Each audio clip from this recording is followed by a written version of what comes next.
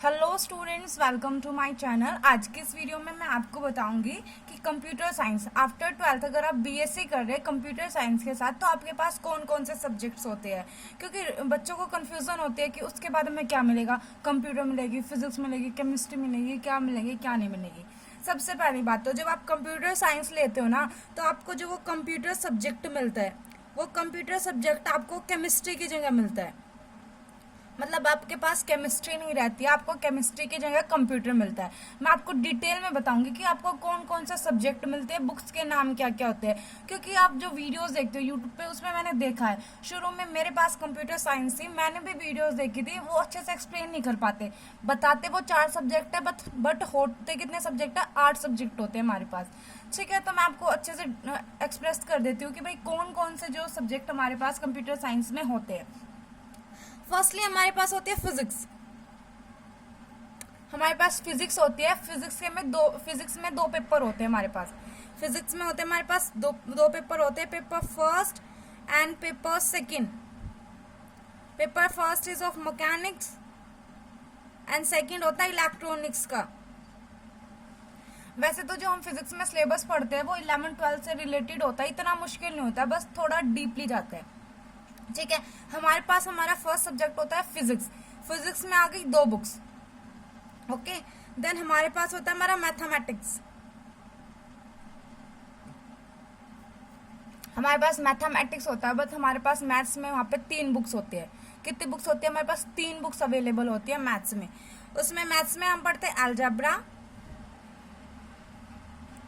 Calculus and solid geometry. जो solid geometry है उसका पेपर हमारे पास 3rd पेपर होता है, तीसरा पेपर होता है हमारे पास सॉलिड ज्योमेट्री का। ठीक है, तो हमारे पास कितने सब्जेक्ट हो गए? 1 2 3 एंड 4 5। एक तरह से तो 2 सब्जेक्ट है बट हमारे पास बुक्स कितनी हो गई? 5 बुक्स होती है हमारे पास। उसके बाद में हमारे पास होता है इंग्लिश। इंग्लिश कंपलसरी होता है, इंग्लिश में वही ग्रामर होती है और कुछ हमारे पास पोएम्स होते हैं, कुछ चैप्टर्स होते हैं। ठीक है, 3 सब्जेक्ट हमारे पास हो गए। और उसके अलावा हमारे पास होता है कंप्यूटर साइंस लिया तो हमारे पास कंप्यूटर होगा। हमारे पास कंप्यूटर के 2 सब्जेक्ट्स होते हैं। कंप्यूटर के 2 सब्जेक्ट होते हैं, computer fundamental and computer architecture.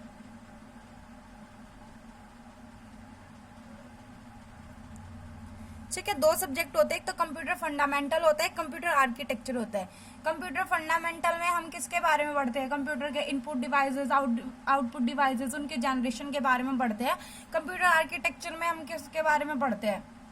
Coding decoding के बारे में हम उसमें पढ़ते हैं। ठीक है, तो कंप्यूटर साइंस में हमारे पास कितने सब्जेक्ट हो गए? 1 2 3 एंड 4 सब्जेक्ट है। और हमारे पास और एक और होते हैं ईवीएस। आप उसको फर्स्ट ईयर में लिए, सेकंड ईयर में लिए या 3rd ईयर में लिए, बट हमारे पास ईवीएस होती है, वो हमें लेनी कंपलसरी होती है। बिकॉज अगर हम उसके पेपर नहीं देते तो ऐसा बोलते हैं कि हमारा जो रिजल्ट है वो हमें मिलता नहीं है।